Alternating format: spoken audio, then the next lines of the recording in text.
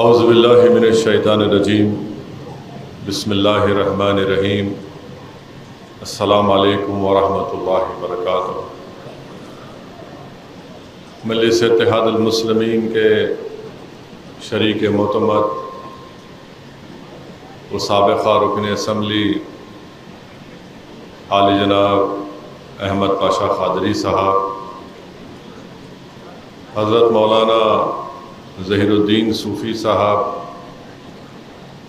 معزز حاضرین اکرام، بزرگان قوم اور ملت، میرے غیور نوجوان ساتھیوں اور میرے تمام مجلس اتحاد المسلمین کے رفقا، عزیزان ملت اسلامیہ، یہ اللہ کا بڑا فضل و کرم ہے کہ اللہ سبحانہ و تعالیٰ نے ہم تمام کو زندہ رکھا اور اس ماہ مبارک ہم کو عطا کیا۔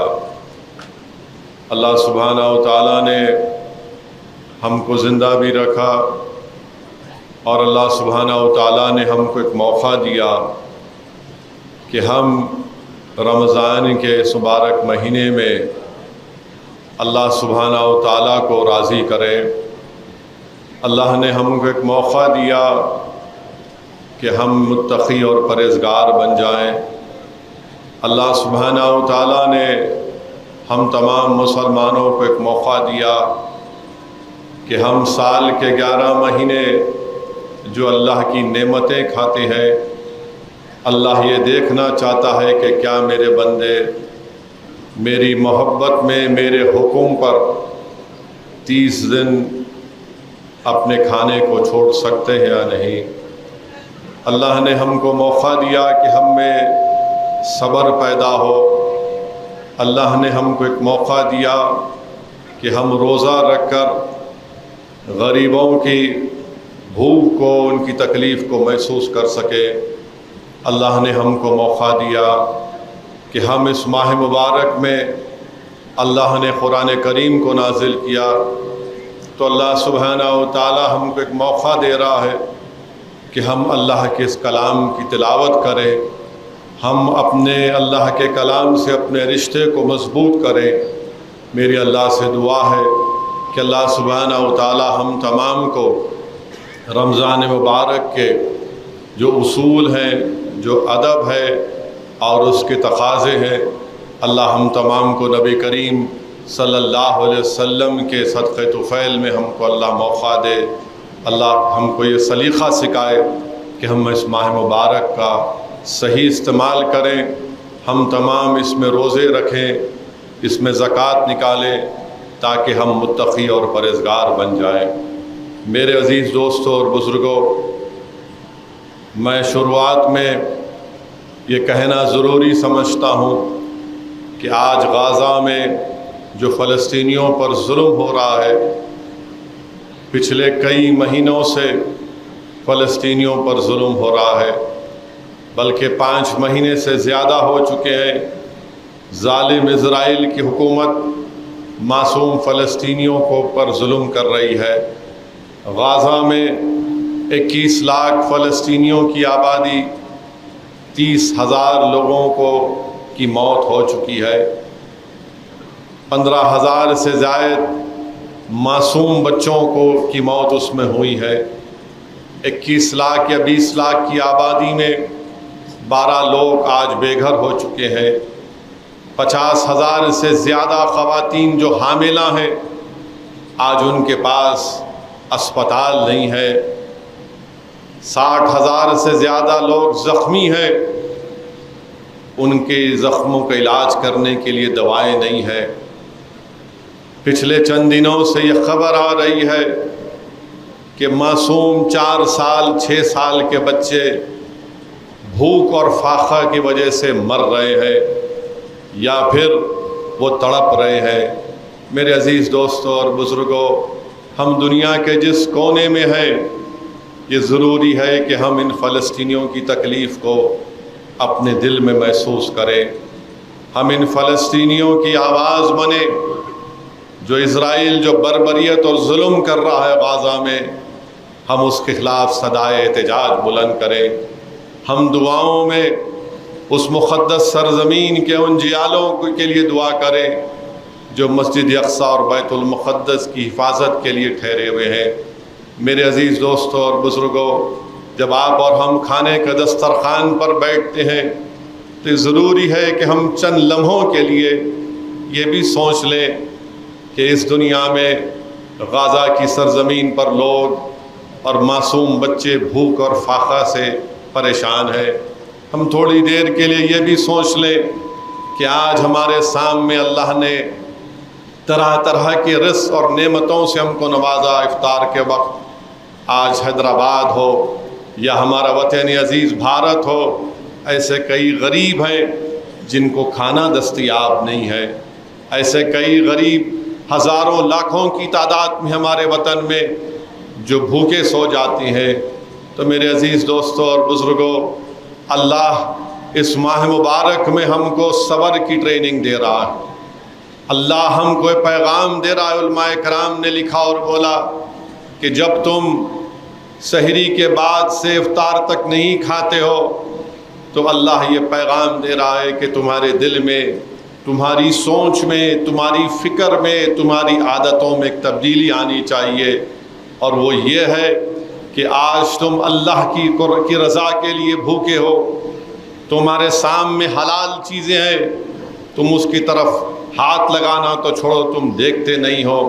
مگر پیغام یہی ہے کہ میرے عزیز دوستوں اور بزرگوں، ہم ان غریبوں کی تکلیف کو محسوس کریں، ہم ان کی تکالیف کو سمجھیں اور ان کے لیے کھڑے ہو جائیں تاکہ ان کو بھی انصاف مل سکے۔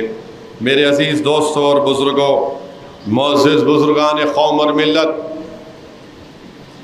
اللہ کے رسول صلی اللہ علیہ وسلم جمعے کا خطبہ دینے کے لیے ممبر پر قدم مبارک رکھتے ہیں اور اللہ کے رسول صلی اللہ علیہ وسلم 3 مرتبہ آمین کہتے ہیں۔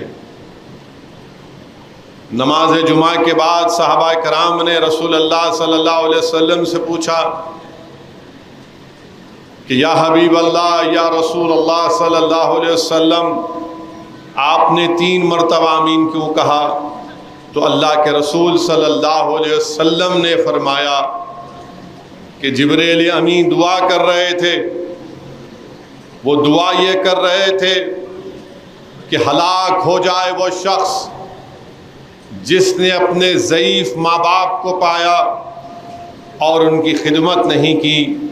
تو میں آمین کہا۔ صلی اللہ علیہ وسلم نے فرمایا، جبریل امین دعا کر رہے تھے کہ ہلاک ہو جائے وہ شخص جس نے رمضان کو پایا اور اس نے اپنے رب کو نہیں منایا یا اپنے گناہوں سے توبہ نہیں کی۔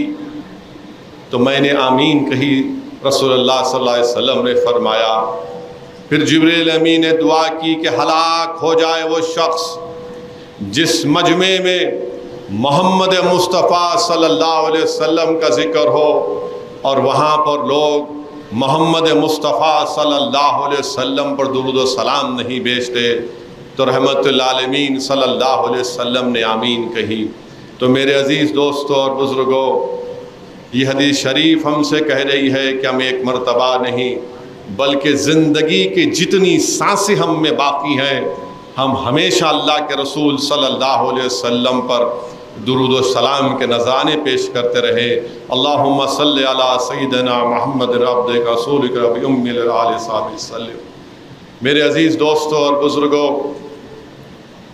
محدث دکن حضرت عبداللہ شاہ صاحب قبلہ رحمۃ اللہ علیہ اپنی کتاب رمضان میں لکھتے ہیں کہ حشر کا میدان ہے، اللہ کے عرش کے پاس حضرت آدم علیہ السلام سبز رنگ کے کپڑے پہن کر کھڑے ہوئے ہیں، اور حضرت آدم علیہ السلام آپ کے اور ہمارے آقا محمد مصطفیٰ صلی اللہ علیہ وسلم کو یہ کہہ کر پکارتے ہیں کہ اے احمد صلی اللہ علیہ وسلم، دیکھو وہ تمہارا امتی جہنم میں فرشتے لے کے جا رہے ہیں اس کو۔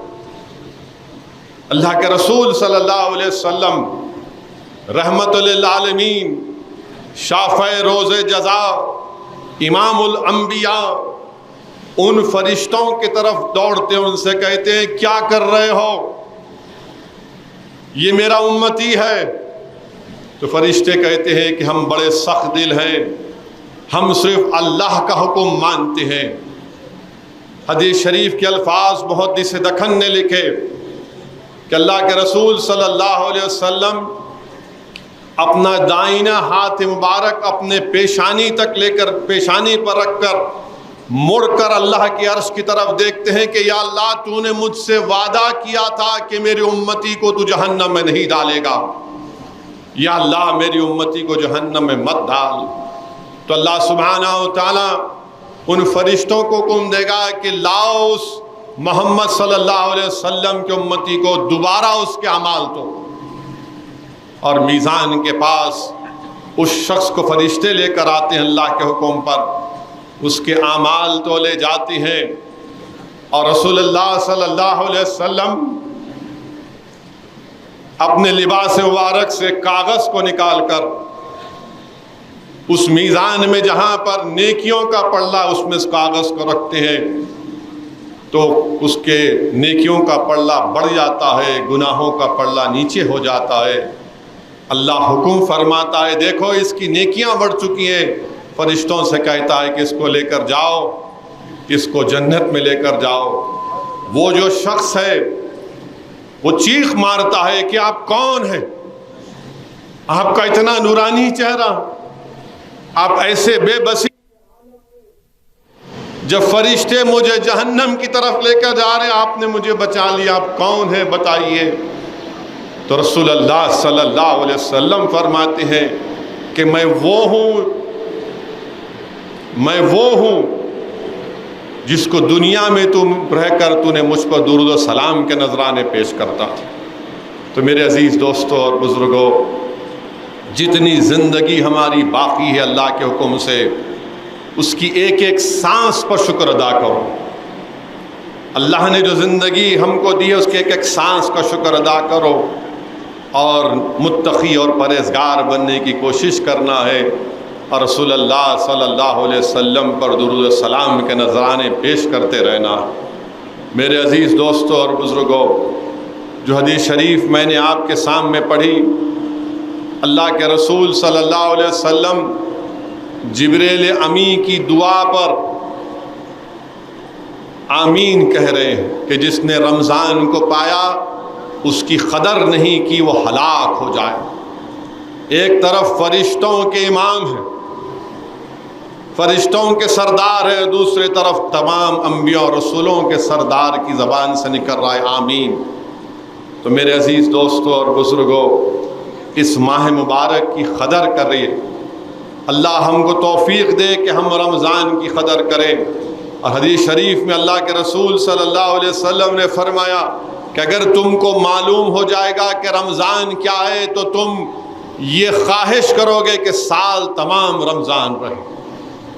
میرے عزیز دوستوں اور بزرگوں، حدیث شریف میں آیا کہ یہ وہ ماہ مبارک ہے جس میں جہنم کے دروازوں کو بند کر دیا جاتا ہے، یہ وہ ماہ مبارک ہے جس میں شیاطین کو اللہ جکڑ دیتا ہے، قید کر دیتا ہے، یہ وہ ماہ مبارک ہے میرے عزیز دوستوں اور بزرگوں کہ اس کے ہر ساتھ میں اللہ غفور رحیم، رسول اللہ صلی اللہ علیہ وسلم کی امت کے گناہ گاروں کی مغفرت کرتا ہے اگر وہ توبہ کے لیے ہاتھ اٹھاتے ہیں۔ یہ وہ ماہ مبارک ہے جس کی راتوں میں اللہ اپنی شان کے مطابق آ کر یہ کہتا ہے کہ ہے کوئی مجھ سے اپنی گناہوں کی مغفرت کرنے والا۔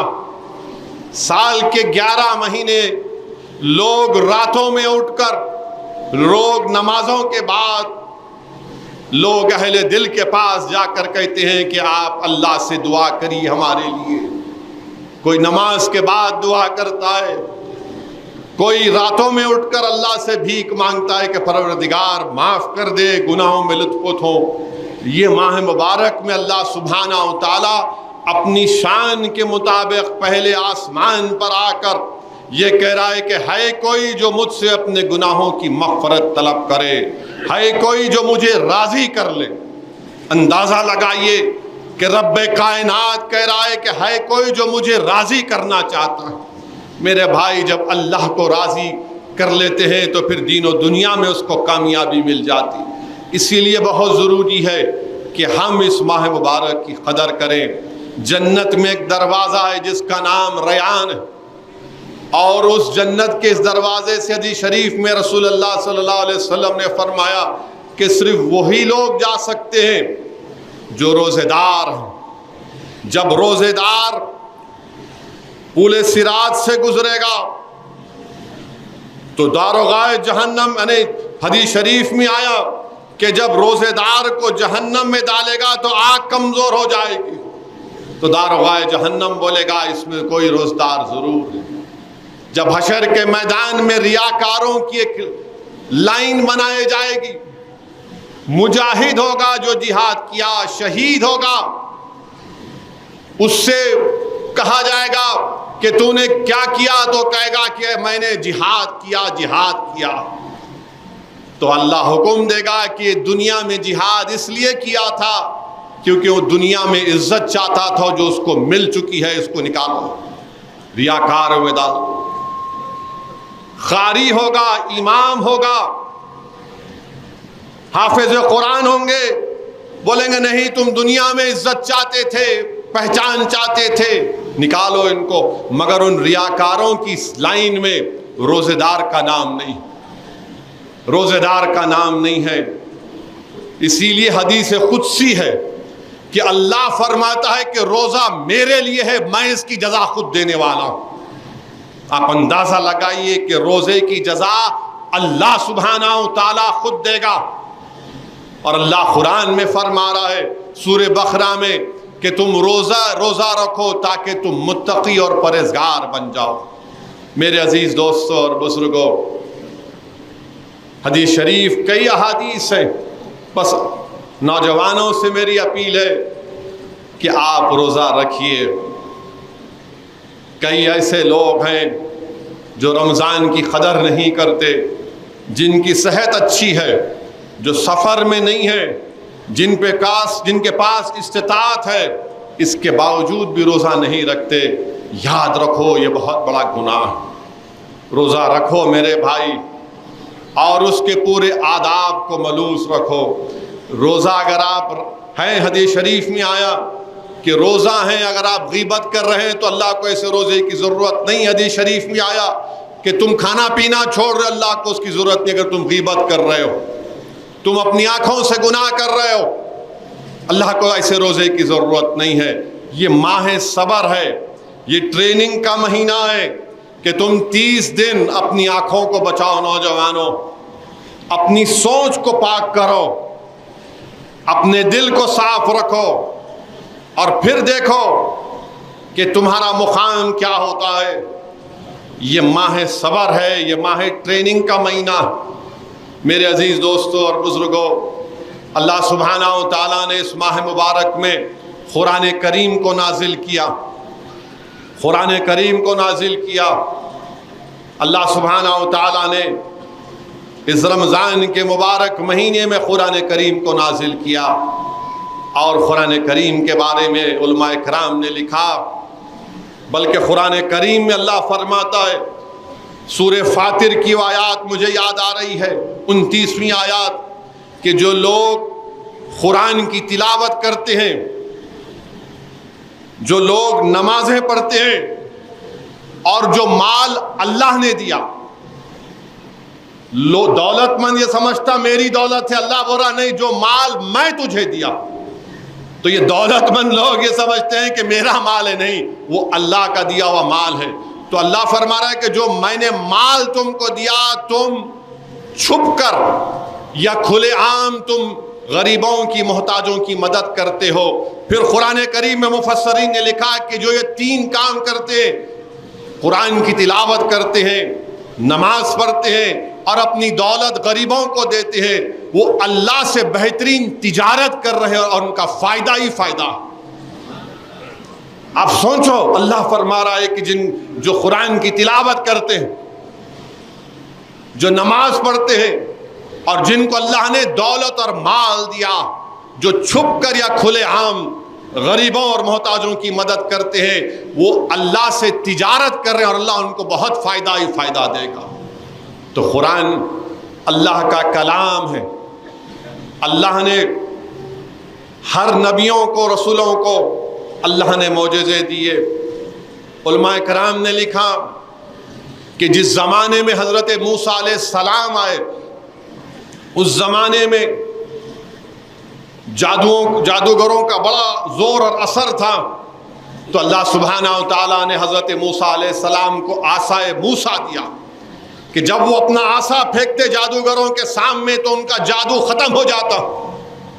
جس زمانے میں اللہ نے حضرت عیسیٰ علیہ السلام کو بھیجا، وہ زمانہ فن طب کے عروج کا زمانہ تھا اس زمانے کے لحاظ سے، تو اللہ نے حضرت عیسیٰ علیہ السلام کو ید بیضا عطا کیا کہ جب حضرت عیسیٰ علیہ السلام اپنا ہاتھ نابینا کے چہرے پر رکھتے تو اس کی آنکھوں میں بینائی آ جاتی، جب وہ مردوں کو خم باذن اللہ بولتے تو اس میں جان آ جاتی، اور جب اللہ نے محمد مصطفیٰ صلی اللہ علیہ وسلم کو اس کائنات میں بھیجا، اس زمانہ وہ زمانہ فصاحت اور بلاغت کا زمانہ تھا۔ عربوں کو اپنی زبان پر بڑا ناز تھا، وہ ساری دنیا کو عجمی سمجھتے تھے، گونگا سمجھتے تھے، تو اللہ نے قرآن کریم کا معجزہ دیا جو فصاحت اور بلاغت کا ایک شاہکار ہے۔ اور اللہ حدیث شریف میں اللہ کے رسول صلی اللہ علیہ وسلم نے فرمایا، کیا فرمایا آقا نے، بلکہ قرآن کریم میں اللہ چیلنج دے رہا ہے کہ تمام جن اور انس مل کر اگر تم سچے ہو تو اس جیسی ایک آیات بنا کر لے کر آؤ، ایک آیات بنا کر لے کر آؤ۔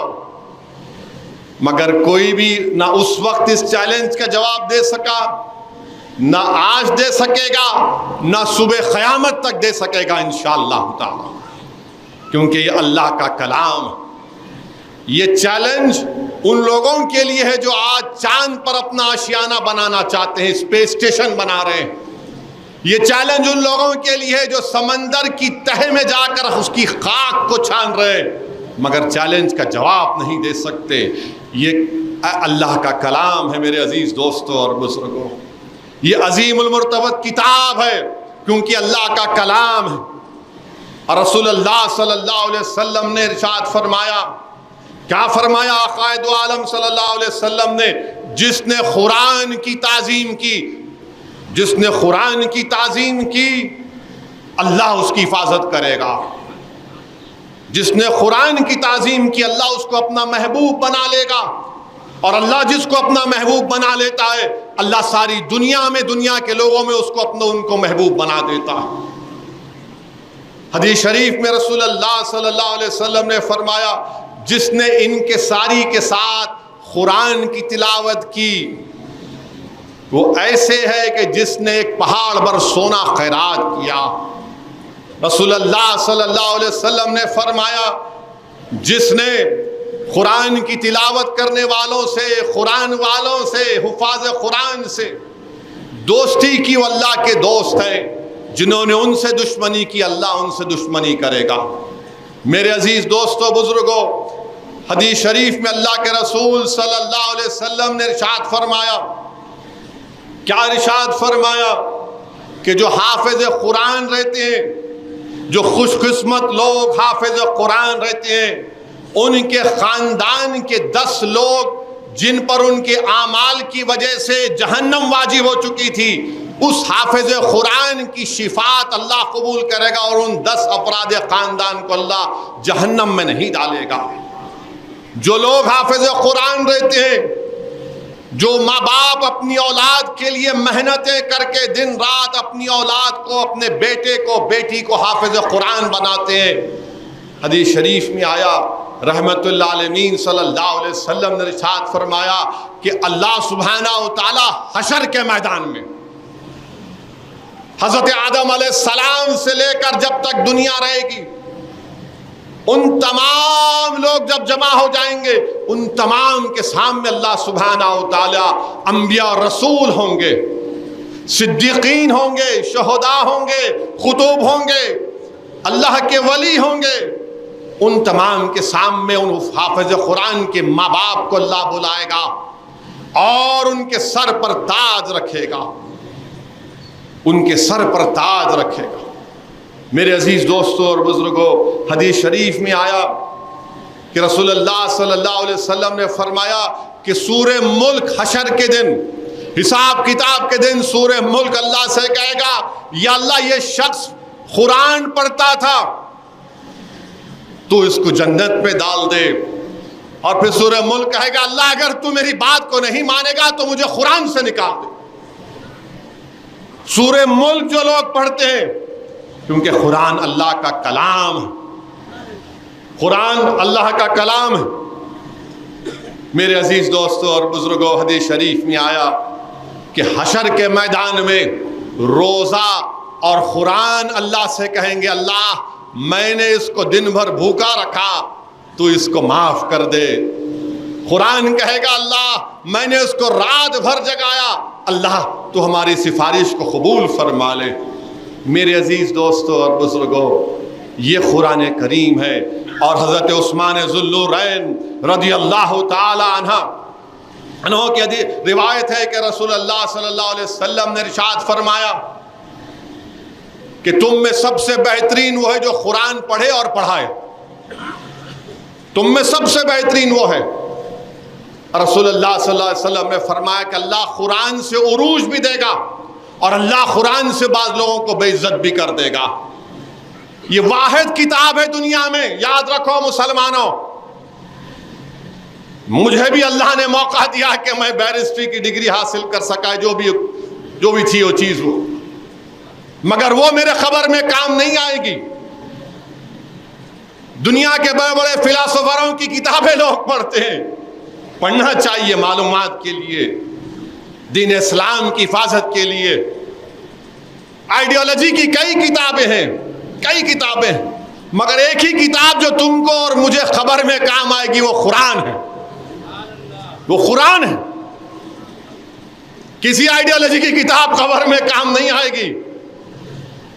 اگر کوئی یہ سمجھے گا کہ میں بہت قابل ہوں، میں بارٹلا ہوں، میں نے اتنے 100-200 کتابیں پڑھ کر ڈگری حاصل کی، بھائی صاحب اگر تم اس پر یقین کر لیے تو پھر کیا ہوگا خبر میں؟ سورہ ملک کہے گا اللہ سے اللہ یا تو معاف کر دے یا نکال دے۔ میرے عزیز دوستوں اور بزرگوں، قرآن کریم، بلکہ محدث دکن حضرت عبداللہ شاہ صاحب قبلہ رحمۃ اللہ علیہ اپنی کتاب میں ایک واقعہ لکھتے ہیں کہ یمن میں ایک اولیاء اللہ کا واقعہ میں نے ان سے روایت میں لکھے کہ حضرت یافعی ان کا نام تھا۔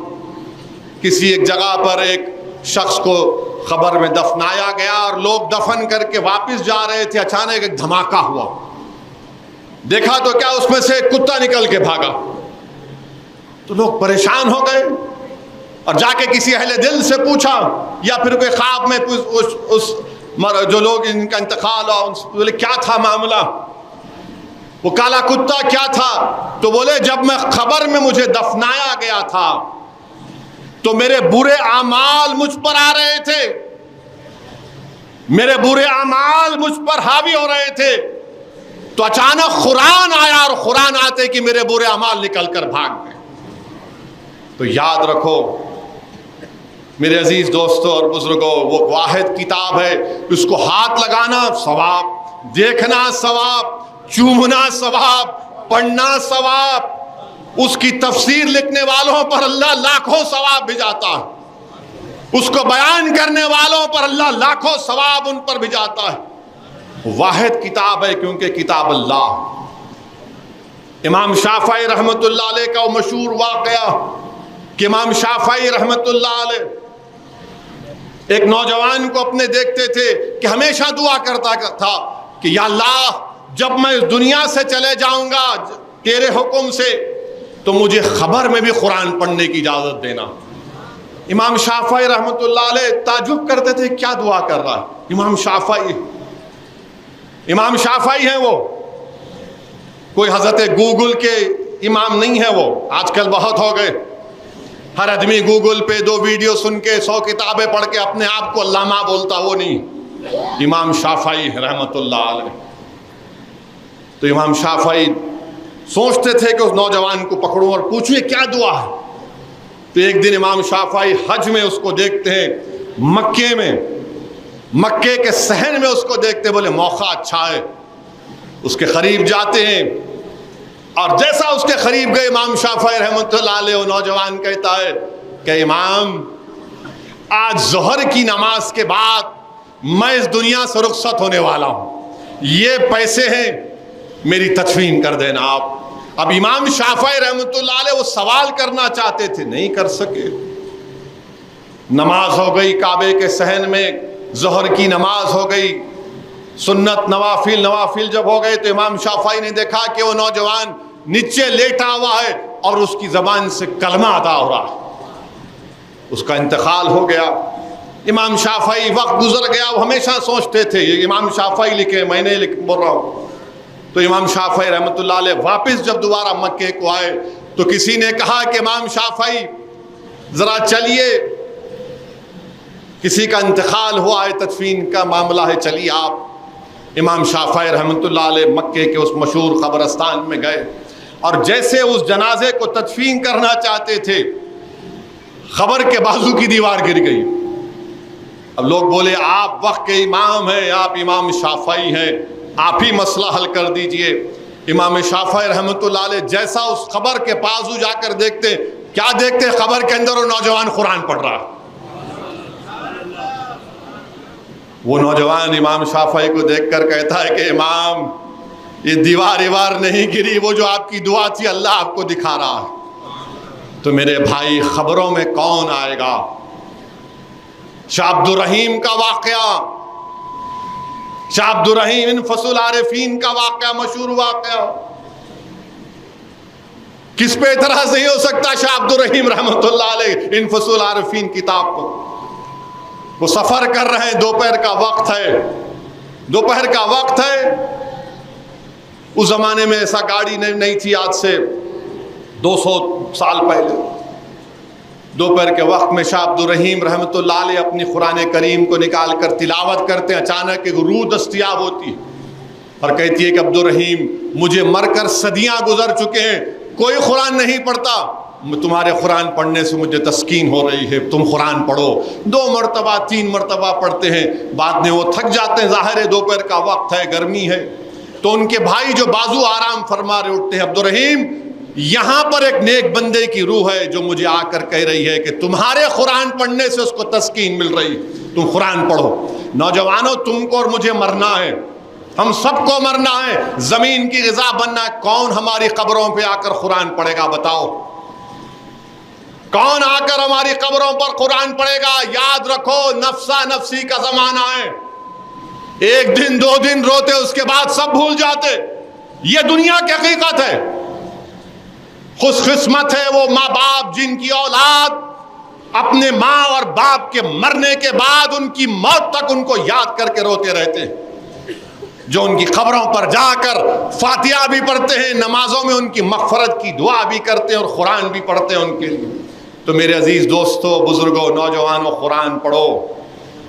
इमाम शाफई का एक और वाक़या, एक शख्स को बड़ी उम्र में औलाद हुई, बड़ी उम्र में औलाद हुई, तो उसने कसम खा ली कि मैं उसको 2 जहानों की दौलत मेरी बेटी को दूंगा। इंसान जो है खुशी के आलम में बहुत से वादे कर लेता। अब जब बच्ची बड़ी हो गई, वो परेशान हो गया, उलमाओं के पास गया, बताओ ये मैं कैसे कसम से बरी हो सकता हूँ? बोले नहीं हमारे पास जवाब। इमाम शाफई के पास गए, इमाम शाफई ने कहा आसान तरीका है, अपनी बेटी को कुरान पढ़ा, अपनी बेटी को कुरान पढ़ा। वो कुरान पढ़ाता रहा। फिर जब बेटी की शादी का वक्त आया, निकाह का, फिर जाकर पूछा इमाम शाफई से अब क्या? तो बोला जब तेरी बेटी की विदाई होगी उसके बगल में कुरान दे दे, 2 जहां की दौलत तो लेकर जाएगी। ये ईमान है, ये मोहब्बत है।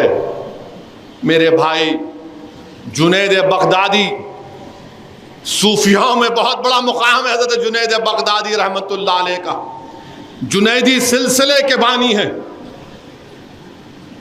جنید بغدادی اپنے ایک مرید کو بولے کہ یہ صندوق ہے، اس کو لے جا کر دریائے دجلہ میں بہا دو، اور مرید شیخ کا حکم ہے، اور کامل مرید وہ ہے جو شیخ کے حکم پہ اف نہیں بولتا، بولے شیخ بولے ختم، گیا جیسا اس صندوق کو پانی میں چھوڑا پانی ہٹ گیا، وہ صندوق اندر چلا گیا، پھر پانی آ گیا، وہ تعجب کر آخر کیا۔ اب انسان کو جو انگریزی میں بولتا ہے انکوزیٹو نیچر، تو ایک دن رہا نہیں گیا، بولا کہ شیخ میرے پیر مرشد یہ کیا ماجرا ہے بتائیے نا، میں بڑا بے چین ہوں۔ تو حضرت جنید بغدادی نے کہا کہ میں نے 12 سال طریقت کے اسرار اور رموز پر ایک کتاب لکھی، 12 سال، پھر 12 سال میں اس کو پڑھتا رہا کہ اس میں کوئی بات شریعت کے خلاف نہیں ہے، یاد رکھو آپ، اس میں کوئی بات شریعت کے خلاف نہیں۔ پھر 12 سال میں سوچتا رہا کہ اس کو چھاپوں یا نہیں چھاپوں، کتنے ہو گئے 36 سال۔ اس کے بعد میں نے کہا کہ جنید کی کتاب کی ضرورت ہی نہیں ہے جب اللہ کا کلام میرے سامنے۔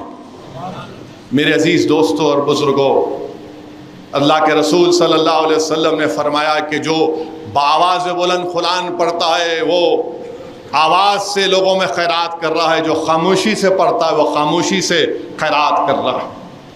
تو میرے عزیز دوستوں اور بزرگوں، نزول قرآن کا مہینہ ہے، قرآن کو پڑھیے، سمجھیے، اس پر عمل کرنے کی کوشش کریے، تراویحوں کے نماز میں جائیے۔ میرے بھائی علماء کرام نے کہا ہے کہ 30 دن یا جو بھی 29 دن ہوگا تراویح پڑھنا، 20 رکعت ہے یا جو 8 رکعت جو مسلک کے ہیں وہ مانتے ہیں وہ پڑھنا ضروری ہے۔ ایسا نہیں ہے کہ صرف نماز پڑھے اور نکل گئے۔ کیا 30 دن تم سگریٹ چھوڑ سکتے ہو؟ کیا جب تم دن میں سگریٹ نہیں پی سکتے تم زندگی بھر سگریٹ چھوڑ سکتے ہو؟ جب آپ 12-15 گھنٹے سگریٹ نہیں پیتے تو یقیناً آپ 24 گھنٹے بھی نہیں پی سکتے۔ صرف اپنے نفس کو بولنا ہے اب میں چھوڑ رہا ہوں۔ جب آپ مہینے کے 30 دن آپ اپنی نظروں کی حفاظت کر سکتے تو زندگی بھر کیوں نہیں کر سکتے؟ بالکل کر سکتے آپ۔ جب آپ کی طبیعتوں میں غصہ کم ہو جاتا ہے تو یقیناً اچھی چیز ہے۔ تو یہ مہینہ مبارک مہینہ ہے، ٹریننگ کا مہینہ ہے، تو آپ اور ہم کو اللہ توفیق دے کہ ہم اس ماہ مبارک کی قدر کریں۔ میرے عزیز دوستوں اور بزرگوں، تیسری بات جو میں آپ کے سامنے عرض کرنا چاہ رہا تھا وہ یہ ہے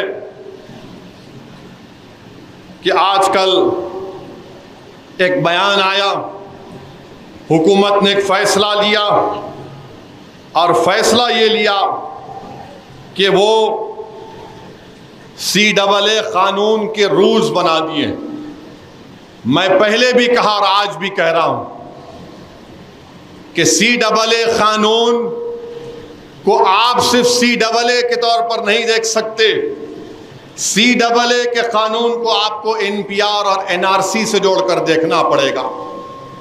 اب یہ BJP اور سنگھ پریوار کے لوگ بولیں گے تم کیا نہیں چاہتے پاکستان، افغانستان، بنگلہ دیش کے ہندو، سکھ، عیسائی، یہ بودھ مذہب کے لوگ بھارت کو آ جائیں، یہ ان کو شہریت نہ ملے؟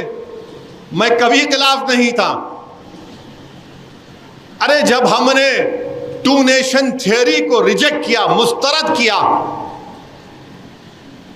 ہم کیوں اس کی مخالفت کریں گے؟ کوئی اگر ہمارا ہندو بھائی پاکستان، بنگلہ دیش، افغانستان سے سکھ آ جائے، کیا CAA قانون سے پہلے ان کو سٹیزنشپ دینے کا قانون نہیں تھا؟ تھا،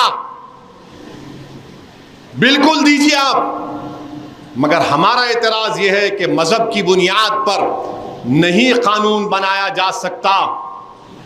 لوگ بار بار مجھ سے کہتے ہیں تم کیا بول رہے ہو، تمہاری شہریت تو نہیں لیں گے ناصر الدین۔ میں ان سے کہتا ہوں کہ CAA کا تعلق سٹیزنشپ قانون سے ہے، این پی آر کا تعلق سٹیزنشپ قانون سے ہے، این آر سی کا تعلق سٹیزنشپ قانون سے ہے۔ اور کب سے ہم لوگ مذہب کی بنیاد پر سٹیزنشپ دیں گے؟ مذہب کی بنیاد پر جب سٹیزنشپ دی جا رہی ہے تو مذہب کی بنیاد پر چھینی بھی جا سکتی ہے۔ مذہب کی بنیاد پر جب سٹیزنشپ دی جا رہی ہے تو مذہب کی بنیاد پر چھینی بھی جا سکتی ہے نا۔ وہ کیا شعر ہے کہ بگڑتی ہے جب ظالم کی نیت، بگڑتی ہے جب ظالم کی نیت تو نہ کوئی تدبیر نہ دلیل کام میں آتی ہے۔ مذہب کی بنیاد پر سٹیزنشپ دے رہے آپ، اور کل اگر این پی آر اور این آر سی کرائیں گے، آسام میں سمجھانے کے لیے بول رہا ہوں، اور یہ آر ایس ایس کے لوگ اندھے بھکت ہیں، تھمز اپ ہیں، ان کو خالی اسد الدین بولتے کہ پاکستان، اسد الدین بولتے کہ جنہ یاد آتا ہے ان کو۔ یہی مکہ مسجد تھی آر ایس ایس والوں، یہی مکہ مسجد تھی سن 1857 میں۔ اسی مکہ مسجد کے امام کا نام شیخ اسماعیل تھا، اسی مکہ مسجد میں رمضان کا مہینہ تھا، اسی مکہ مسجد کے امام نے خطبہ دیا، نماز پڑھائی، اور پورے مجمع سے کہا کہ چلو سلطان بازار جائیں گے، انگریز ریزیڈنسی کے خلاف اعلان بغاوت کریں گے، اس ملک کو آزاد کرائیں گے۔ یہاں سے مجمع گیا، وہ سلطان بازار کے پاس جو وومنس کالج ہے وہاں پر گولیاں چلیں، انگریز گولی چلائے، کئی لوگ شہید ہوئے، مولوی اسماعیل کو رحمت اللہ علیہ کو گرفتار کر لیا گیا۔ انڈمان نکوبار میں جو کالا پانی ہے اس کا سب سے پہلا قیدی کون ہے؟ بتاؤ آر ایس ایس والوں، بتاؤ۔ نہیں بولیں گے۔ اس کا سب سے پہلے قیدی کا نام مولوی اسماعیل ہے، حیدرآباد کے تھے، اور یہ ہم کو دیکھ کے بولتے ہیں یوں فلاں یہ۔ تو بتا یہ رہا تھا کہ این پی آر اور این آر سی، آسام میں سپریم کورٹ نے کہا این آر سی کراؤ، 1600 کروڑ روپے خرچ کر کے سپریم کورٹ کے ماتحت این آر سی ہوا آسام میں۔ 19 لاکھ لوگ کے نام نہیں آئے۔ کتنے؟ 19 لاکھ، جس میں سے 10 سے 12 لاکھ ہمارے ہندو بھائی ہیں، 1.5 لاکھ مسلمان ہیں۔ اب جب سی ڈبل اے آ گیا تو کیا ہوگا معلوم آپ کو؟ یہ میں نہیں بول رہا ہوں، آسام کے چیف منسٹر بول رہے ہیں، جو اعلیٰ ذات کے ہیں، منتو شرما نام ہے، بیسو شرما، وہ کہہ رہے ہیں کہ ہم سی ڈبل اے سے ان 12 لاکھ ہندو بھائیوں کو سٹیزنشپ دے دیں گے۔ یہ میں نہیں بول رہا ہوں۔ اب وہ 1.5 لاکھ مسلمان کیا کرنا؟ وہ 1 لاکھ 1.5 لاکھ مسلمان کیا کرنا؟ ان کو بولیں گے آپ 1962 میں آئے کیا؟ آپ 1951 میں آئے کیا؟ کاغذ دکھاؤ، دادا کا برتھ سرٹیفکیٹ دکھاؤ۔ مانے وہ 10-12 لاکھ ہندو بھائی بہنوں کو سٹیزنشپ مل جائیں گی، آسام کے مکھیہ منتری کہہ رہے ہیں، بی جے پی کے لوگ کہہ رہے ہیں۔ اور وہ 1.5 لاکھ مسلمان فارنرز ٹریبونل میں جا کے کیس لڑو اپنا۔ لوگ بولیں گے نہیں ابھی کچھ نہیں ہو رہا۔ میرے بھائی صاحب، ہر چیز ابھی نہیں ہوتی، ہر چیز بعد میں ہوتی ہے۔ جب این آر سی ہوگا، این پی آر ہوگا، اور اگر کہا جائے کہ اس کے رول سے پڑھ کر سنا رہا ہوں، پاپولیشن کی ایک لسٹ بنائی جائے گی کہ مہاجرین کیمپ ہے، یہاں پر مہاجرین کیمپ میں کتنے لوگوں کے گھر ہیں، نام آ گئے۔ اب اس میں سے کسی ایک کا نام میں جا کر بلدیہ کے آفس میں لسٹ لگائیں گے، دیکھو مہاجرین کیمپ میں اتنے لوگوں کا نام ہے۔ کوئی بھی جا کر بول سکتا یہ زید بکر بھارت کا شہری نہیں ہے، ڈاؤٹ فل سٹیزن بنا دیتے آپ۔ اس کے بعد اس کو یہ پروف کرنا پڑتا کہ میں بھارت کا شہری ہوں۔ اب بتاؤ یہ N P R N R C میں نہیں ہے؟ کیا امت شاہ نے میرا نام لے کر پارلیمنٹ میں نہیں کہا اویسی جی NPR بھی ہوگا, NRC بھی ہوگا.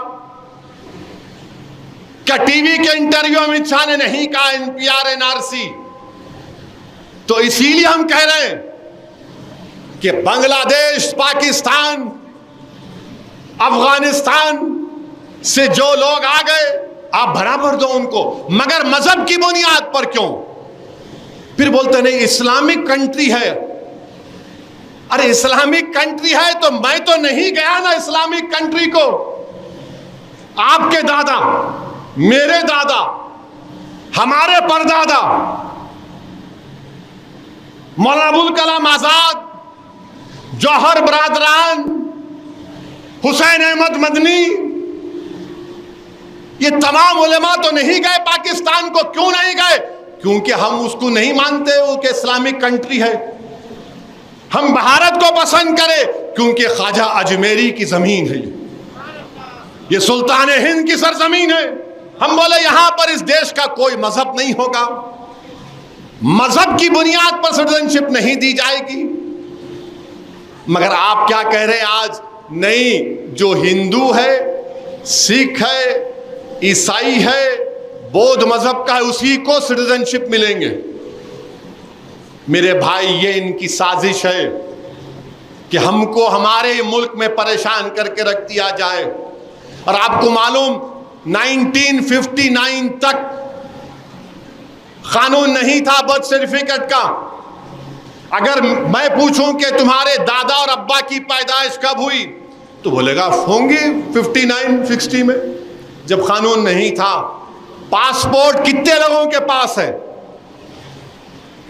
اگر میں یہاں بولوں ہاتھ اٹھاؤ کتنے لوگوں کے پاس پاسپورٹ ہے؟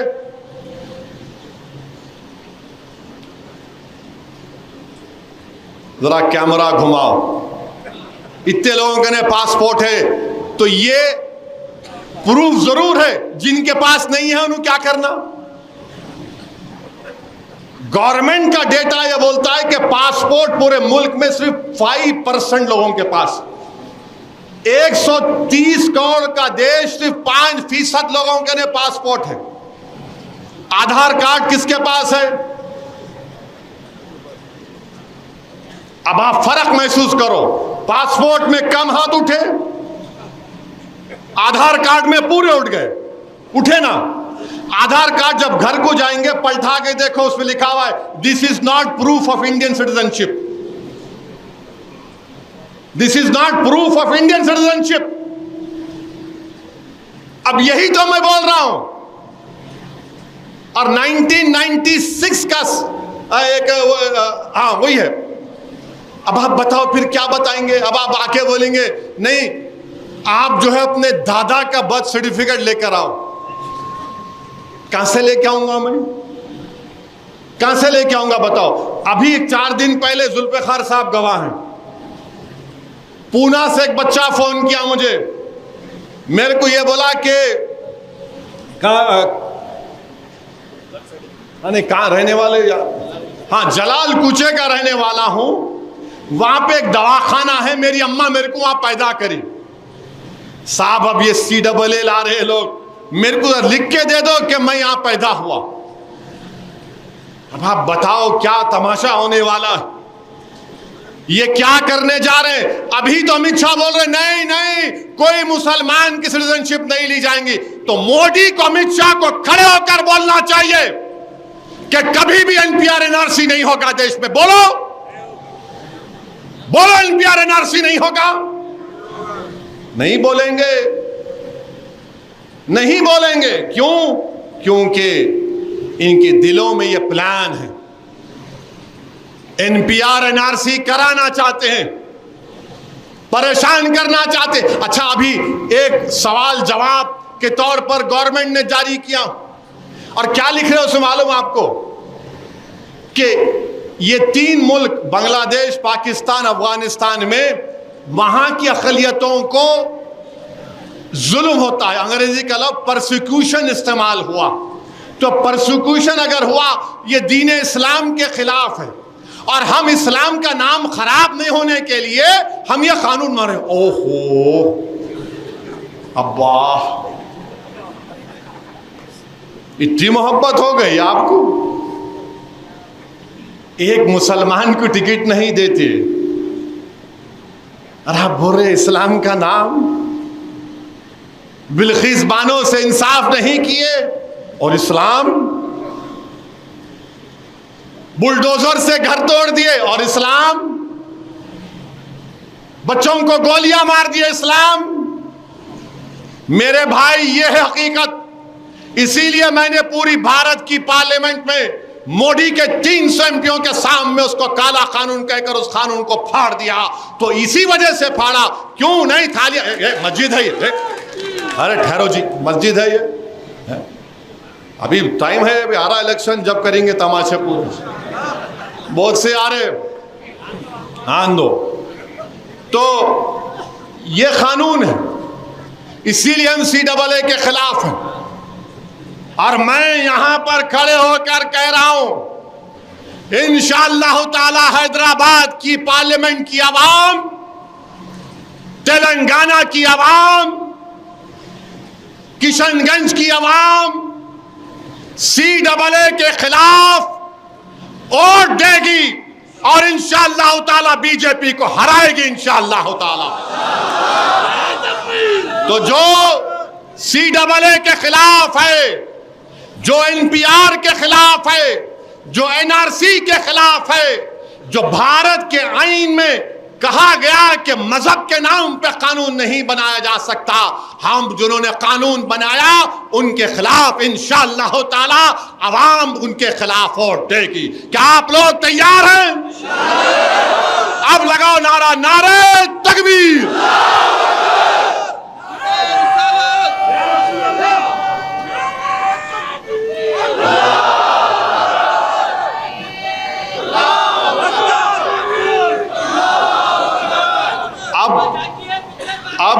اب کیا ہو رہا ہے؟ اب آپ دیکھیں گے اسی وجہ سے اسد الدین اویسی کے خلاف، مجلس سے خلاف، حیدرآباد کی غیور عوام کے خلاف ہیں، انہیں سب کو بھڑکا تھا۔ میں بھڑکایا آپ لوگوں کو؟ میں سچائی کو بیان کیا ہوں، مگر موڈی جی، امیت شاہ، RSS والوں میں دکھتا انہیں بھڑکا رہا ہے۔ میں سچائی کو بیان کیا ہوں، حیدرآباد کی عوام کبھی CAA کے مانے گی نہیں، اس کے خلاف ووٹ دے گی انشاءاللہ تعالی۔ یہ، اور ہم امید کرتے ہیں کہ ہمارے نئے چیف منسٹر بھی CAA کے خلاف ہیں، کیونکہ ایوان اسمبلی میں مجلس کی نمائندگی پر ایک قرارداد، ریزولوشن پاس کیا گیا تھا، سینسس کراؤ، ہم خلاف نہیں ہیں، مگر NPR NRC اگر ہوگا تو یاد رکھو میری اس بات کو، ڈرانے کے لیے نہیں کہہ رہا ہوں، سب کو ڈاؤٹ فل سٹیزن بنا دیا جائے گا، بولا جائے گا کاغذ لاؤ، کوئی بھی جا کر جس کا نام آ گیا، کوئی مصری گنج کا ہے، کوئی بابا نگر کا ہے، کوئی بارکس کا ہے، کوئی بارکس کے لوگوں کو جا کے بولیں گے اوہو تم یمن سے آئے تھے نا، اب بتاؤ تم کہاں سے آئے تھے، تو بیچارہ عرب بولے گا میں یہ قبیلے کا ہوں، میں نظام کی فوج میں آیا تھا، حفاظت کرتا تھا، میں غیور عرب ہوں، تو بولیں گے نہیں سرٹیفکیٹ لاؤ، کاغذ دکھاؤ، اب انہوں حضرموت جائیں گے۔ کوئی جا کر کسی سے کہہ دے گا پٹھان لوگوں سے کہاں سے آئے تھے تم، ہمارے دادا پردادا آئے تھے، اب لاؤ، انہوں بولیں گے افغانستان سے جو آ رہے تم ان کو دے رہے ہم کو نہیں دے رہے، تو انہوں بولیں گے پیارے تو مسلمان ہے، تو مسلمان ہے۔ یہ ان کی سازش ہے، یہ ان کی کوشش رہے گی، میری بات کو یاد رکھو آپ، مجھے اندازہ ہے اور آپ کو بھی اندازہ ہے کہ آج کی اس تقریر کے بعد پھر سے جو شیطان تو قید ہو گیا، مگر شیطان کے جو ایجنٹ ہیں اب 6 بجے سے شروع ہو جائیں گے، بھڑکاؤ بھاشن دیا اسد الدین، چناؤ سامنے رکھ کے دیا، برابر چناؤ سامنے رکھ کے بول رہا ہوں میں، تم چناؤ کو سامنے رکھ کے، الیکشن کو سامنے رکھ کے 4 سال سے قانون نہیں بنائے، اب بنایا آپ، میں تو شروع سے بول رہا ہوں، بھارت کی پارلیمنٹ میں کسی نے اس قانون کو پھاڑا تو حیدرآباد کی عوام نے اس قانون کو پھاڑا تھا۔ میرے عزیز دوستوں اور بزرگوں، یہ بات آپ کو ذہن نشین کرنا ہے۔ وطن عزیز میں ہر چیز ہمارے خلاف بنائی جاتی ہے۔ کیا ہمارا حجاب ان کے لیے خطرہ، ہمارا گوشت ان کے لیے خطرہ، حلال گوشت خطرہ؟ حلال سرٹیفکیٹ کیوں دیتے آپ؟ ہمارے بچے اسکولوں کو جا رہے خطرہ، کالج کو جا رہے خطرہ، ارے ہر چیز تمہارا خطرہ بنا دیے۔ مسجدوں کو مٹا دینا، مسجد 600 سال پرانی مسجد شہید کر دینا۔ میرے عزیز دوستوں اور بزرگوں، یہ وقت پکار پکار کر آپ سے کہہ رہا ہے، اتحاد کو مضبوط کرو۔ حیدرآباد کی سیٹ تمہاری ہے، تمہارے بزرگوں نے اس کو اپنے خون پسینے سے کامیابیاں حاصل کی ہیں۔ یہ اسد الدین کی سیٹ نہیں ہے، یہ آپ کی آواز ہے۔ دشمنی اسد الدین سے نہیں، دشمنی تم سے ہے۔ نفرت اویسی سے زیادہ اس عوام سے ہے جس نے پورے ملک کو ایک راہ دکھایا کہ کیسے سیاسی اتحاد کی بنیاد پر ہم اپنی آواز کو پارلیمنٹ میں بھجا سکتے ہیں۔ بھارت میں 540 ایم پی ہیں، مگر کسی پر تنقید نہیں کی جاتی، کسی کے گاڑی پر گولیاں نہیں چلائی جاتی، کسی کو جان سے مارنے کی دھمکیاں روز نہیں دی جاتی ہیں۔ کیوں دی جاتی ہے؟ کیونکہ آپ کا اتحاد، آپ کا شعور ان کو پسند نہیں آتا۔ تو کوئی آ کر کہتا ہے حیدرآباد میں سرجیکل سٹرائک، کوئی آ کر کہتا ہے حیدرآباد میں وہ گھسپیٹی، حیدرآباد میں روہنگیا۔ ارے ہم کہاں ذمہ دار ہیں اس کے؟ ہاں ایک بات تو آپ نے دیکھا ہوگا، بھارت کے وزیر اعظم یو اے ای گئے، یونائٹڈ عرب ایمریٹس، وہاں کے بادشاہ سے ملے، اتنی اچھی محبت کے مظاہرے کرے، جیسا انہوں پلین سے اترے لپٹ۔ عجیب معاملہ، ایسا گلے لپٹے اس شیخ سے، انہیں بھی سمجھا وہ کیا محبت ہے بھائی۔ مگر وہ دیش کے وزیر اعظم، 17 کروڑ مسلمان اس دیش کے باعزت شہری ہیں، آخر ہماری بچیوں کا حجاب سے نفرت کیوں؟ ہماری مسجدوں سے نفرت کیوں؟ ہمارے کھانے سے نفرت کیوں؟ ہماری سیاسی آواز سے نفرت کیوں؟ ہمارے اتحاد سے نفرت کیوں؟ ہماری شناخت سے نفرت کیوں؟ ہماری مذہبی شناخت سے نفرت کیوں؟ ہماری مسجدوں سے نفرت کیوں؟ اور آپ ٹرپل طلاق کا قانون بنائیں۔ میں پھر سے کہہ رہا ہوں، ٹرپل طلاق کا قانون، اچھا ٹرپل طلاق کا قانون بنائے۔ اگر کوئی مسلمان مرد گناہگار ہے، انہیں اگر ٹرپل طلاق دیتا ہے، گناہ کر رہا ہے اپنی بیوی کو، اگر کوئی ٹرپل طلاق دیتا ہے، مگر وہ جیل کو جائے گا، دوسرے مذہب کا جیل کو نہیں جائے گا۔ سمجھے آپ؟ ٹرپل طلاق کے قانون میں وہ گناہ کر رہا ہے، وہ جیل کو جائے گا، وہ بے خوف، مگر دوسرے عقل مند نہیں جائیں گے، کیونکہ مسلمان جیل میں جانا۔ اور موڈی بولتے ہیں میں نے اپنی بہنوں کے لیے بڑا قانون بنایا۔ آپ بتائیے کہ اگر کوئی ٹرپل طلاق دے دیا، گناہ ہے وہ، اب انہوں قانون کیے بنا دیے کہ انہیں ٹرپل طلاق دے دیا تو بھی طلاق نہیں ٹوٹی، بول رہے نہیں ٹوٹی۔ جب میں گناہ نہیں کیا تو جیل کیوں جاؤں گا؟ میں گناہ کرنا نا، مگر انہوں بہت بڑے علامہ ہیں، فضیلت الشیخ ہے نریندر موڈی، فضیلت الشیخ نریندر موڈی علامہ۔ انہوں بولے نہیں، شادی بھی نہیں ٹوٹتی تو جیل کو جانا۔ اچھا چلو چلے گیا بے خوف جیل میں۔ انہیں بولا اچھا جیل کو جان دو، میں تو جیل کو گیا، چھٹکارا ملا بیوی سے۔ اب جیل میں بیٹھ کے تو بیوی کو پیسے دینا، انہیں بولتا موڈی جی نوکری دو۔ آج اس ملک میں 40 سال سے کم عمر نوجوانوں کی آبادی 60% ہے۔ پوری دنیا میں سب سے زیادہ نوجوان بے روزگار کہاں ہیں؟ بھارت میں۔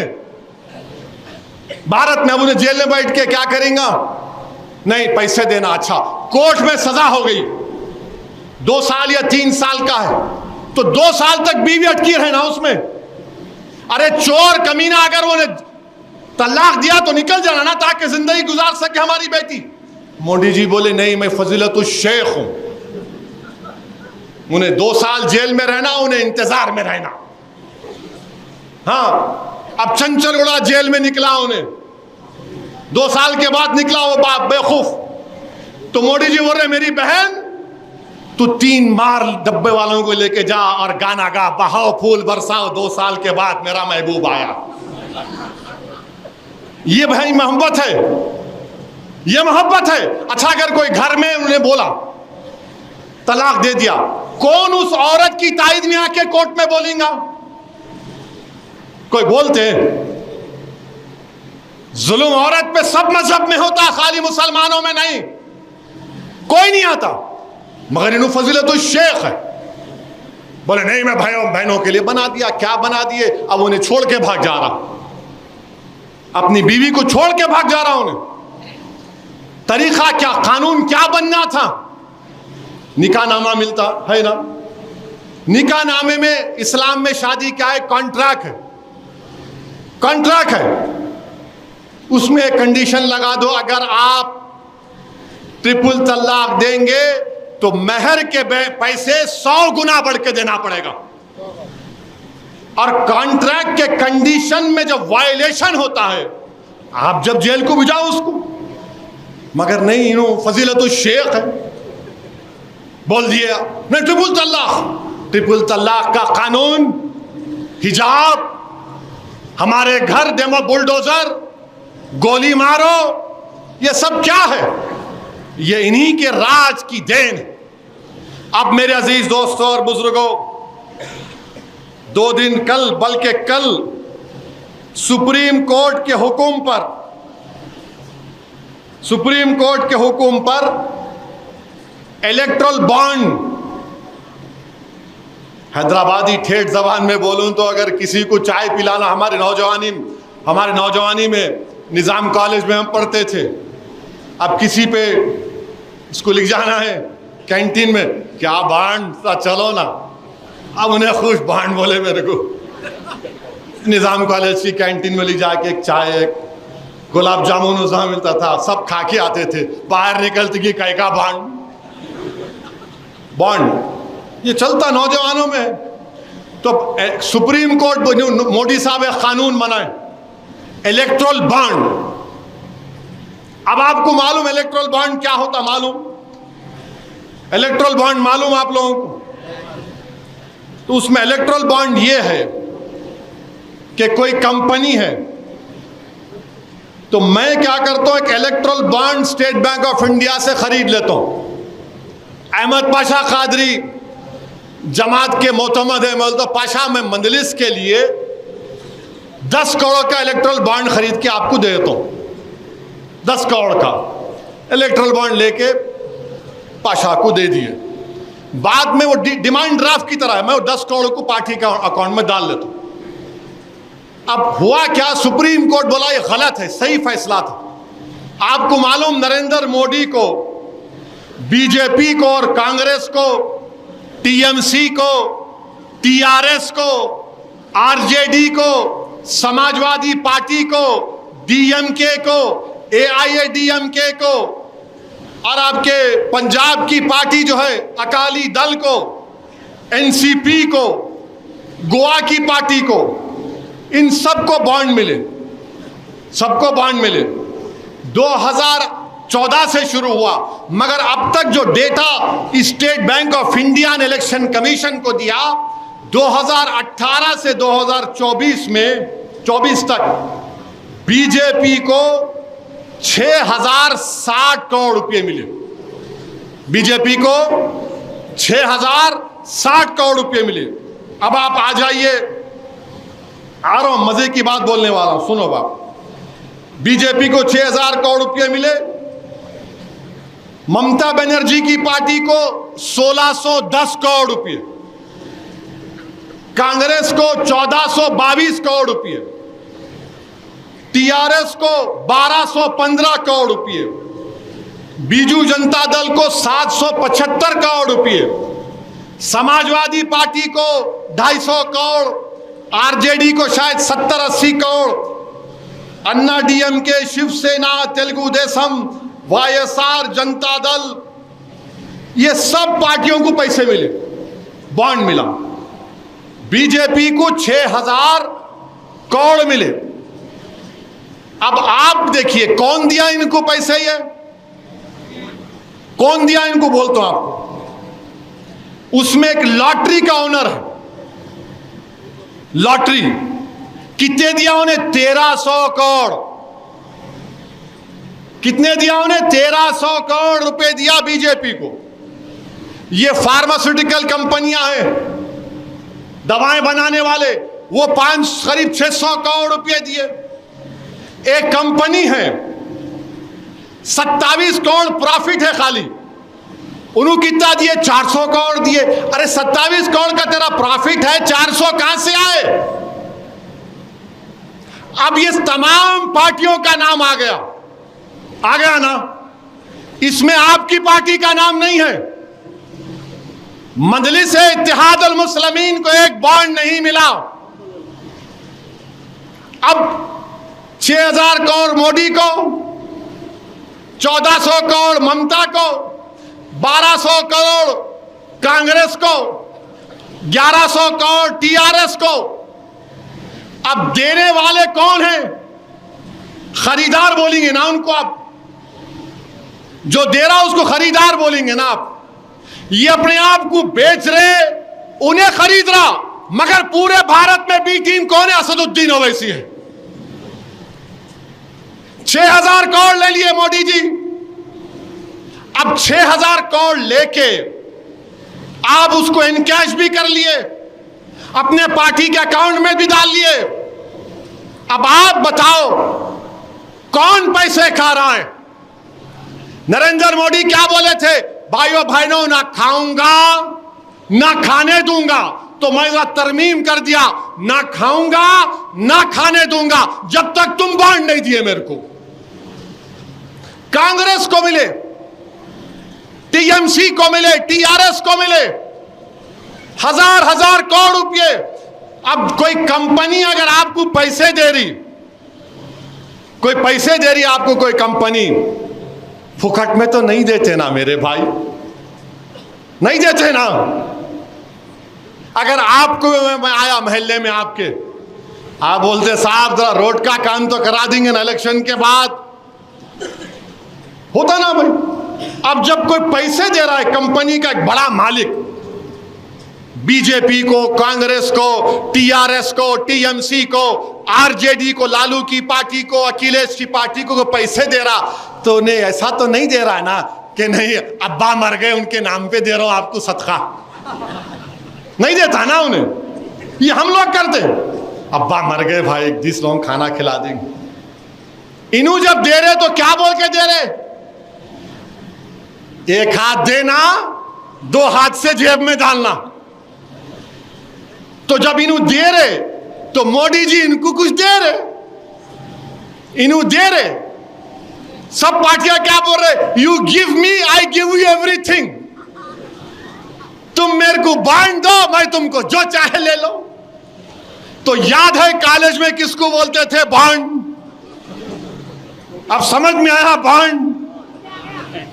ये काम हो रहा है हमारे देश में। आप बताइए, 6000 crore BJP, 1400 crore TMC, Congress 1200 crore, TRS 1100 crore. अरे क्या है भाई ये? मगर बी टीम कौन है? असदुद्दीन ओवैसी है। अरे जालिमो, अल्लाह के घर में खड़े होकर बोल रहा हूं, दुनिया में कोई ऐसा पैदा नहीं हुआ कि मैं अपने ईमान को पैसे की बुनियाद पर बेच सकूं। और सुनिए, बैठो बैठो, अहमद साहब दोनों बैठो। बोला पैरों में दर्द हो रहा, खड़े हो गए। अभी खड़े होने का टाइम है, यहां से खड़े रहने का है इलेक्शन तक, इंशाअल्लाह। बोलिए। दुश्मन ये समझ रहा रमजान आ गए तो ठंडे पड़ जाते। अरे दीवानों, جب ہمارے پیٹ پہ نہیں رہتا جب ہی ہمارا ایمان ٹاپ پہ رہتا ہے. روزے کی حالت میں اللہ اسی روحانی طاقت دے دیتا ہے. اور اللہ کے رسول نے فرمایا کہ جو کم کھاتے وہ اور زیادہ طاقتور رہتے. تو میرے عزیز دوستو بزرگوں، حیدرآباد کی ایک کہاوت ہے. کیا کہاوت ہے؟ چوراں مل کے گاواں بانٹ لیے. بولتے نا، چوراں مل کے گاواں بانٹ لیے مگر شیروانی کی دیکھتے کہ بی ٹیم. غارت کا گڑا ہے، بھرتا ہی نہیں لوگوں کا.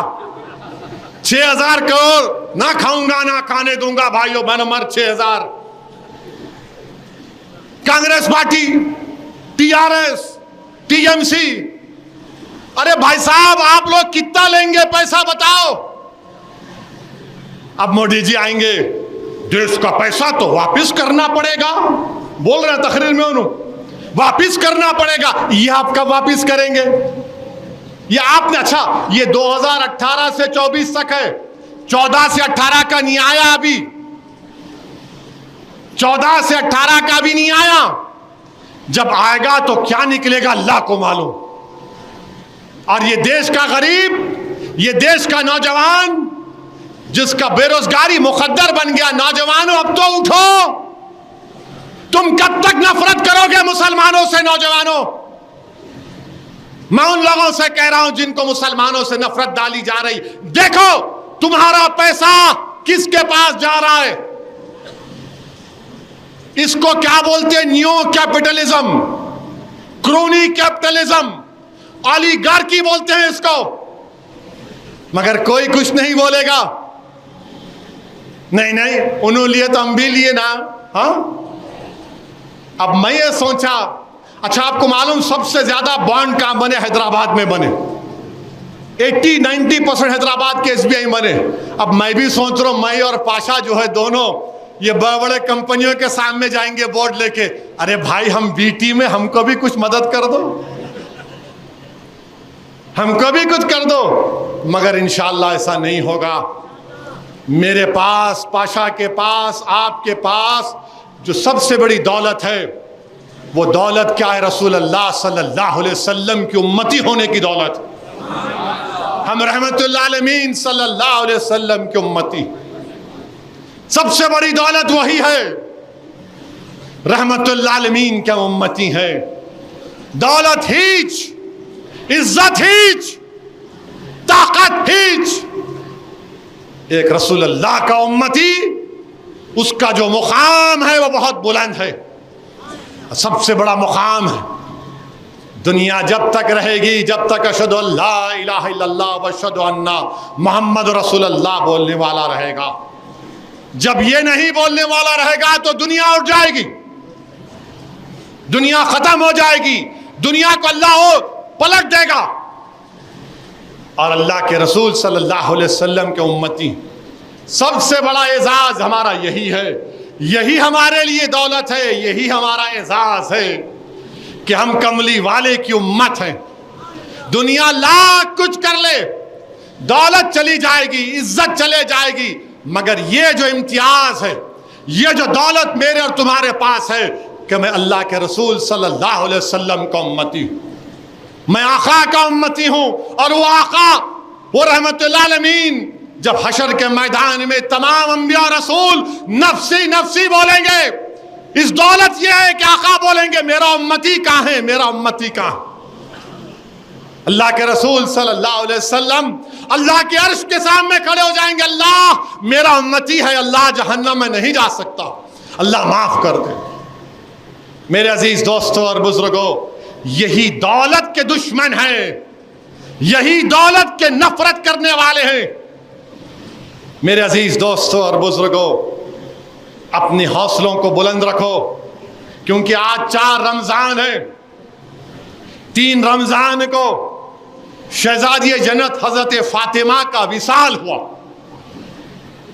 اگر کوئی بیٹی میری تقریر سن رہی ہے تو سنو میری بیٹی، اگر تمہاری آنکھوں کے سامنے تمہارے باپ کو یا تمہارے رشتہ دار کو یا کسی مسلمان کو مارا اور پیٹا جا رہا ہے۔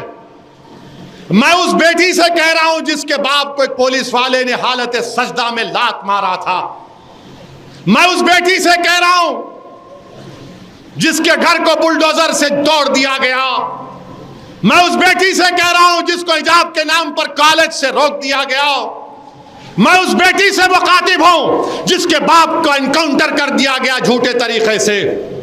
سنو میری بیٹیوں، حضرت فاطمہ شہزادی جنت، جب ان سے پوچھا گیا کہ حضرت فاطمہ سے پوچھا گیا، شہزادی جنت سے پوچھا گیا کہ آپ اپنے گھر سے پہلی مرتبہ کب نکلے تھے؟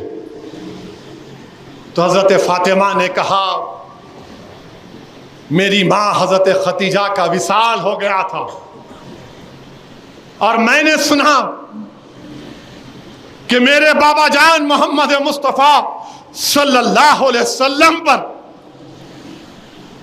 ابو جہل نے اللہ کے رسول صلی اللہ علیہ وسلم سجدے میں ہے، اونٹ کی اجڑی ڈال دی۔ حضرت فاطمہ حجاب کر کے نکلتی ہیں۔ لکھنے والے نے لکھا کہ حضرت فاطمہ اپنے والد کو، رسول اللہ صلی اللہ علیہ وسلم کو اپنے ننھے ہاتھوں سے اٹھاتی ہیں کہ چلو ابا۔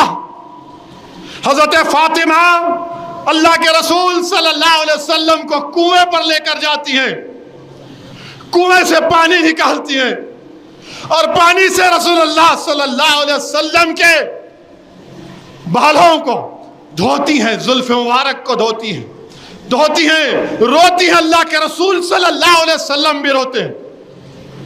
اونٹ کی اجڑی ابو جہل نے ڈال دی تھی۔ شہزادی جنت اپنے ہاتھوں سے محمد مصطفیٰ صلی اللہ علیہ وسلم کے زلف مبارک کو پانی سے صاف کرتی ہے، روتی ہیں، اللہ کے رسول بھی روتے ہیں۔ اور حضرت فاطمہ ہاتھیں اٹھا کر دعا کرتے ہیں، یا اللہ جس نے میرے باپ بابا سے ایسا کیا ان کو برباد کر دے۔ اللہ کے رسول صلی اللہ علیہ وسلم آمین بولتے۔ اب آپ دیکھو طائف کے بازار میں رسول اللہ صلی اللہ علیہ وسلم پر پتھر برسائے گئے۔ فرشتے نے آ کر کہا بولو محمد صلی اللہ علیہ وسلم، اللہ پوچھ رہا ہے، اجازت دو، ان کو دو پہاڑوں میں وہ کر دیں گے، مس کر دیں گے۔ اللہ کے رسول صلی اللہ علیہ وسلم بولتے نہیں۔ احد کے میدان میں دندان مبارک شہید ہوا، فرشتے آ کر بولتے اللہ کہہ رہا پوچھ رہا ہے، اجازت دو، ان کو زمین میں دھسا دیا جائے گا۔ رسول اللہ صلی اللہ علیہ وسلم نے کہا نہیں، ان کی نسل مسلمان ہو جائے گی۔ مگر جب حضرت فاطمہ نے دعا کی کہ اللہ جس نے یہ کیا ان کو برباد کر دے۔ عبداللہ ابن مسعود کہہ رہے ہیں رضی اللہ تعالیٰ عنہ کہ بدر کے میدان کے بعد حضرت عبداللہ ابن مسعود دیکھ رہے تھے ان کفاروں کو، ان کی لاشوں کو دیکھ رہے تھے۔ کسی نے پوچھا عبداللہ ابن مسعود کیا دیکھ رہے ہو؟ تو کہا حضرت فاطمہ کی دعا دیکھ رہا ہوں۔ تو میری بیٹیوں ہمت رکھو، حوصلہ رکھو، تمہارے باپ، تمہارے بھائی، تمہاری بہن، تمہاری قوم سے اگر کچھ ہو رہا ہے تو دعا کرو، تمہارے ہاتھ اٹھا کر اللہ سے۔ اللہ کو حیا آتی ہے کسی بندے یا باندی کے اگر دعا اس کے ہاتھ اٹھتے ہیں اس کے ہاتھ خالی جانے سے۔ میرے بھائی یہ موقع ہے حضرت فاطمہ کو بھی یاد رکھنے کا، یہ موقع ہے۔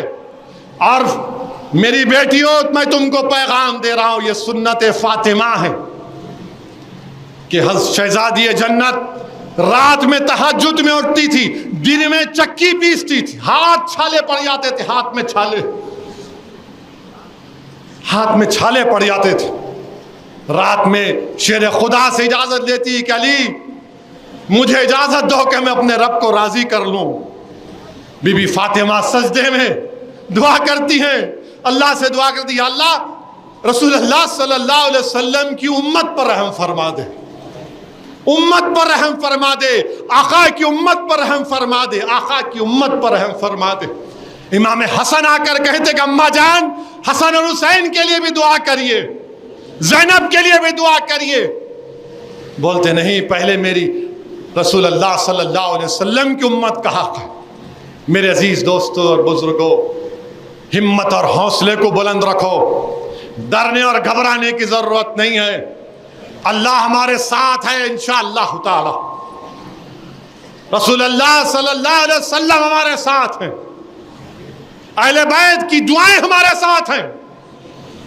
اہل دل کی دعائیں ہمارے ساتھ. صرف تم اپنے حوصلے کو بلند رکھو, متحد رہو. جو لوگ تمہارے درمیان میں آ کر مجلس کو کمزور کرنا چاہتے ہیں, پہچانو ان کو.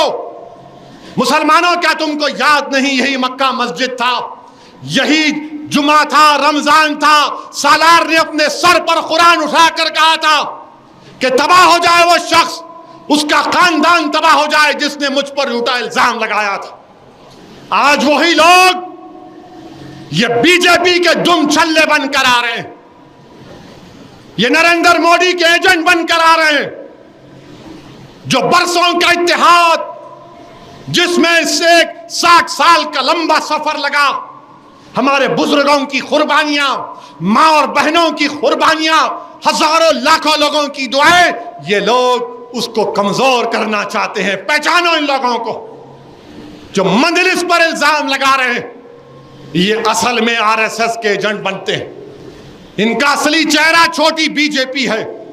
تو میرے عزیز دوستوں اور بزرگوں, اب آپ کا اور ہمارا کام یہ ہے کہ ہم اس ماہ مبارک میں جہاں پر ہم اپنی گناہوں سے توبہ کریں, اپنے ماں باپ زندہ ہیں تو ان کے لیے دعا کریں, اگر انتقال کر گئے تو ان کی مغفرت کے لیے دعا کریے. ہم فلسطین کے مجاہدین کے لیے دعا کریے, غزہ کے مجاہدین کے لیے دعا کریے, ہندوستان کے مسلمانوں کے لیے دعا کریے. ہندوستان اپنا وطن عزیز ہے, اس کی مضبوطی کے لیے دعا کریے, یہاں کی بھائی چارگی کو مضبوط کرنے کے لیے دعا کریے. اور یاد رکھو, مجلس کافر یا مسلمان یا اسلام کافر کے خلاف نہیں ہے, اسلام کفر کے خلاف ہے. اسلام مشرک کے خلاف نہیں, شرک کے خلاف ہے. اسلام گناہگار کے خلاف نہیں ہے, اسلام گناہ کے خلاف ہے. اب آپ بولیں گے مثال دو, شیر خدا احد کا میدان, ایک کافر کے سینے پر بیٹھے اور اچانک شیر خدا امیر المومنین حضرت علی رضی اللہ تعالی عنہ پر, اسد اللہ غالب پر تھوکتا ہے, شیر خدا اٹھ جاتے, وہ پکارتے علی میرے کو مار دو. بولے نہیں, اگر اب تجھے ماروں گا تو اپنی نفس کے لیے ماروں گا, جب پہلے مار رہا تھا تو اسلام کے لیے مار رہا تھا. وہ چیخ مارتا ہے اور بولتا ہے کہ میں آج سے اپنے کفر کو چھوڑ رہا ہوں اور اشہد ان لا الہ الا اللہ و اشہد ان محمد رسول اللہ پڑھتا ہے. تو میرے عزیز دوستوں اور بزرگوں, اگر ہماری صفوں میں کوئی نوجوان بچے گناہ کرتے ہیں, میرے بھائی ان کی اس حرکت سے نفرت کرو, ان سے نفرت مت کرو. یہ جو ویڈیو بناتے مت کرو, وہ سمجھاؤ اس بچی کو, تو اپنی بہن سمجھو, اپنی بیٹی سمجھو. کوئی شراب پی رہا تو اس کے گھر کو جاؤ, اس کو بٹھاؤ اور سمجھاؤ. اور جس کو اللہ نے دولت دی, قرآن میں اللہ بول رہا جو میں نے دیا, جو میں نے تم کو دیا ہے, اپنی دولت کو استعمال کرو. جو طاقتور ہے اپنی طاقت کو استعمال کرو کمزوروں کے لیے, چاہے کسی مذہب کا. تو میرے عزیز دوستوں اور بزرگوں, متحد رہیے. حیدرآباد کی پارلیمنٹ کی سیٹ آپ کی آواز ہے, حیدرآباد کی پارلیمنٹ کی سیٹ آپ کے اتحاد کی نشانی ہے. حیدرآباد کی پارلیمنٹ کی سیٹ آپ کے بزرگوں کی قربانیوں کی نشانی ہے. حیدرآباد کی پارلیمنٹ کی سیٹ ہو یا اورنگ آباد ہو یا کشن گنج ہو یا کسی اور جگہ سے مجلس اگر لڑے گی, آپ کو دعا کرنا ہے اور مجلس کو کامیاب کرنا ہے. اپنی دعاؤں میں آپ مجلس کے لیے دعا کریے, اپنے خاص دعاؤں میں احمد پاشا قادری کی صحت کے لیے دعا کریے. میرے بھائی, اس جماعت پر اللہ کا بہت بڑا کرم ہے کہ اللہ نے ایسے عظیم رہنماؤں سے, لیڈروں سے ہم کو نوازا. اللہ آپ تمام کو سلامت رکھے. اللہ نبی کریم صلی اللہ علیہ وسلم کے صدقہ طفیل میں ہم تمام کو رمضان کی برکتیں عطا فرمائے اور اللہ ہم کو نیک اور قابل بنائے. وآخر الدعوانا الحمدللہ رب العالمین.